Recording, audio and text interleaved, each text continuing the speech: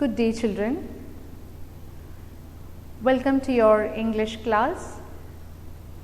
Today we shall do the next topic of our grammar textbook. In the previous session you learnt parts of speech. Hope you all remember that. So today we shall do nouns in detail. Now before we start the topic nouns, can you please recall which are the parts of speech that you have learned? Yes, first one is nouns, then pronouns, and verbs, adjectives, adverbs, then all shins, that is prepositions, conjunctions and interjections. These are the 8 parts of speech that you learnt in the previous session. Now in this class we are going to learn in detail what are nouns and what are different types of nouns. So shall we start, children? Please take page number 18 in your textbook and listen. You have already learnt in your previous class what is a noun. It's very familiar to you all. You know that noun is a naming word, or otherwise we can say it as noun is the name of a person, place, animal or thing. For example, Rahul. Rahul is the name of a person. So that should be identified as a noun in the sentence. Delhi. Delhi is the name of a place. Deer. Deer is the name of an animal, right? So that should be identified as noun. Book. Book is a thing, right? So when these things come in a sentence, when a name of a person, animal, place or a thing is mentioned in a sentence, you have to identify it as a noun. In English grammar, we call it as noun. Is that clear? Now we shall discuss more about different types of noun. What are different types of noun? How many kinds of nouns are there? Now in your class, you have 4 types of nouns. One is common noun, proper noun, abstract noun and collective noun. These are the 4 types of nouns. I already said that when a name of an animal, person, place or a thing comes in a sentence, we have to identify it as a noun. But for you, you will be asked to identify the type of noun also in the sentence. While you identify the noun, you will be also asked to identify what kind of noun it is. So for that you have to learn different types of nouns. Once again I will tell you: common noun, proper noun, abstract noun and collective noun. These are the 4 types of nouns. Now we shall see what do you mean by common noun and proper noun. Now why I have written here together is so that you can compare it and learn. That would be more easy for you. So look, what is common noun? Common noun is a name that we give in common, what we use in general. What is a name that we use in general? We are not pinpointing a person and saying, we say it in common. A girl from the class. Now here the girl is a common noun. Even the class is also common noun. But if I say Ria from class 5C, then I am using a particular name of a person, right? So this is what you call as common noun. The name that we use in general is what we call as common noun. Other examples of common nouns are boy, school, city, country. Now boy, we don't know which boy it is. We are generally speaking about a boy. We don't know who it is, right? It is a common name that is given. School, we are not speaking about which school we are talking, right? It's a common name, it's a general name. City, again, we are not mentioning which city it is. So that is a general name. common name it is. So, it should be identified as a common noun when it comes in a sentence. Country, again we are not mentioning which country it is. So, that is a general name. We are not mentioning which particular country it is, right? So, that should be identified as a common noun in a sentence. If common noun is a name in common, then what can be the proper noun? Yes, proper noun is a name in particular. We are giving a special name for a person, place or a thing or animal. We are particularly talking about a particular animal or a particular person, particular thing. Okay, that is what you call as proper noun. Examples, Vishal. Now here I said boy. Boy means it can be any person, any boy. But when I say Vishal, Vishal is the name of a particular person. It's a special name, right? It's a particular name of a person.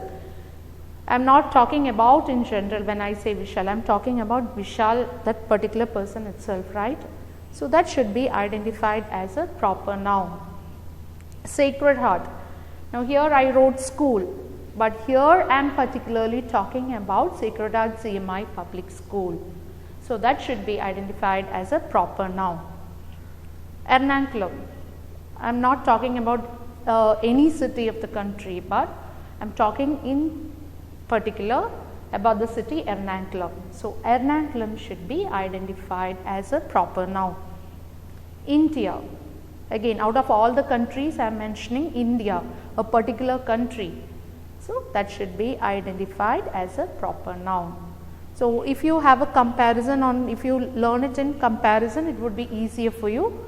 Remember, the names that we use in general is what we call as, or the names that we use in common is what we call as common noun, and when we particularly name a person, place, animal or a thing, when we are particularly talking about a place, person, animal or a thing, it should be identified as proper noun. It should be called as proper noun. Now, we shall look at some example sentences. How can we identify it in sentences? First sentence, the boy lives in a city. Now, you know that here I have given the question as underline the common noun and circle the proper noun. So, if you are asked to underline the common noun and circle the proper noun, you have to read the sentence and look at the word. What is the word given in general or in common? What is the name given in common or in general, and a particular name, whether the particular name is mentioned here. So, the boy is a common name. It can be any boy, right? So, underline the common noun. So, I have underlined boy as common noun because it is said underline the common noun. So, I have underlined boy as common noun. Now, lives in a city. City, as said, city is a common noun. They have not mentioned which city it is, right? So, that is also a common noun. So, I am also underlining that. Look at the next sentence. Vishal lives in Hyderabad. Now, Vishal. What is Vishal? Yes, it's a name of a person, right? So, if it is a name of a person, that means it is proper noun. So, you have to circle the proper noun. Lives in, what is the next noun here? Hyderabad. Yes, Hyderabad is name of a place, right? So, it is a Hyderabad. It is a particular name of a place. So, it should be identified as a proper noun. So, that also I am circling.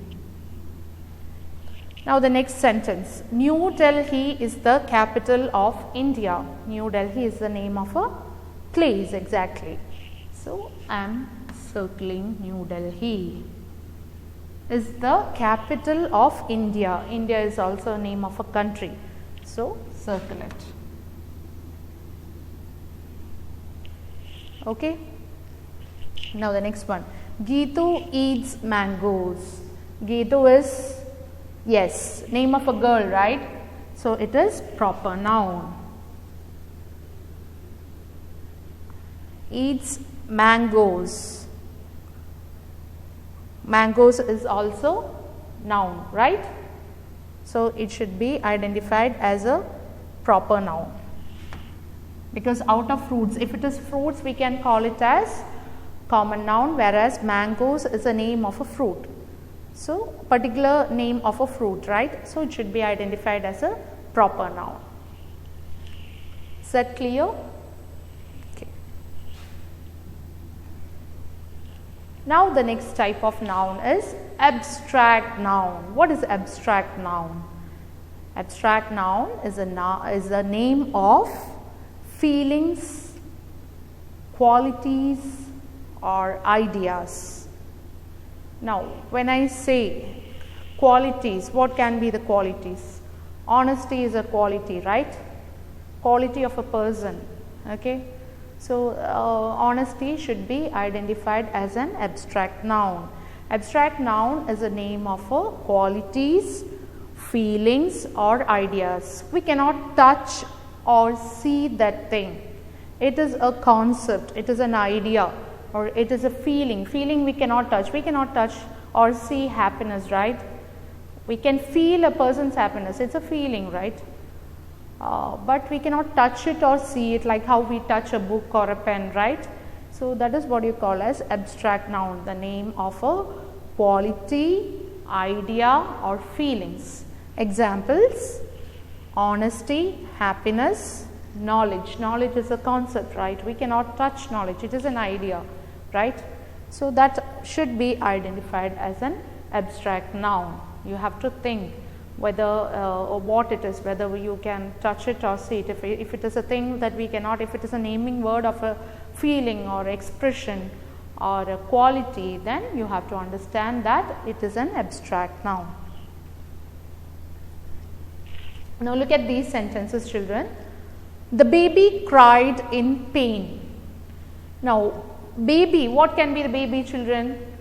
Yes, it is a common noun. The baby cried in pain. Pain is a name of a feeling, right? We cannot touch it or see it, but we can feel it. So, it's a name of a feeling. So, that should be identified as an abstract noun. So, we can underline this abstract noun, pain. Fear of animals kept Sonali away from the zoos.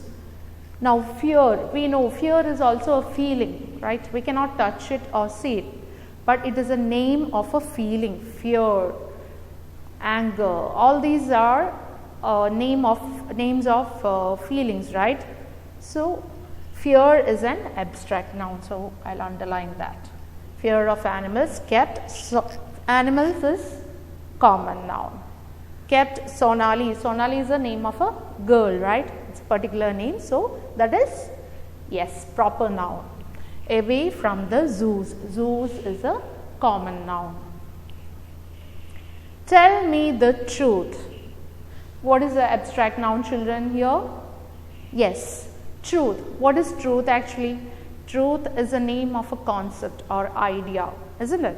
So, that should be identified as an abstract noun. Okay. Now, the next noun, that is collective noun.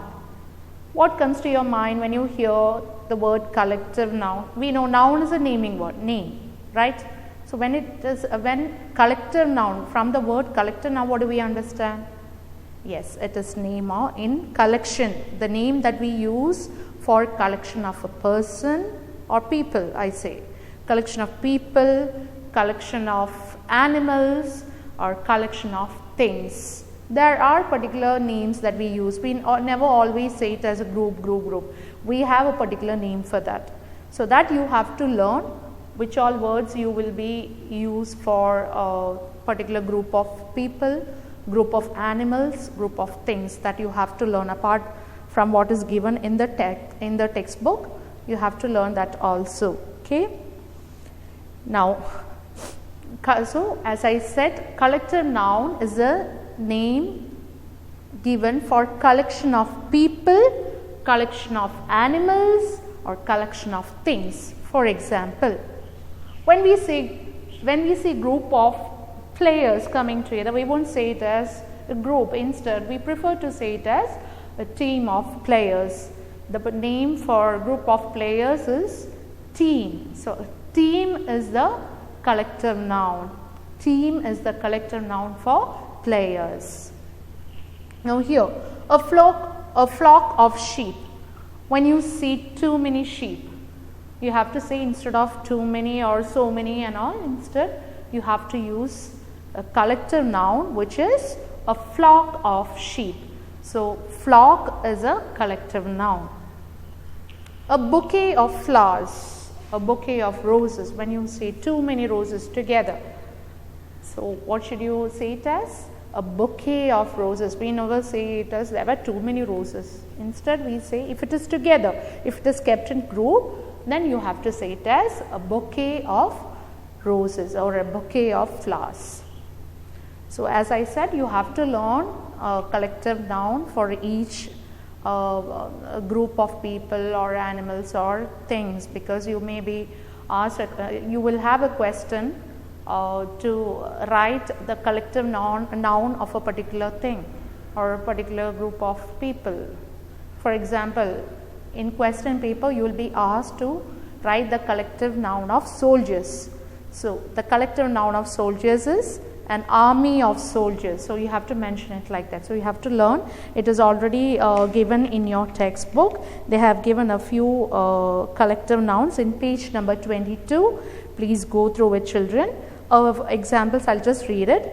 A fleet of ships. When we have too many ships, we say it as fleet of ships. A constellation of stars. A string of pearls. A bunch of keys. A brood of chicks. A crew of sailors. A tuft of grass. A bundle of sticks. A swarm of bees.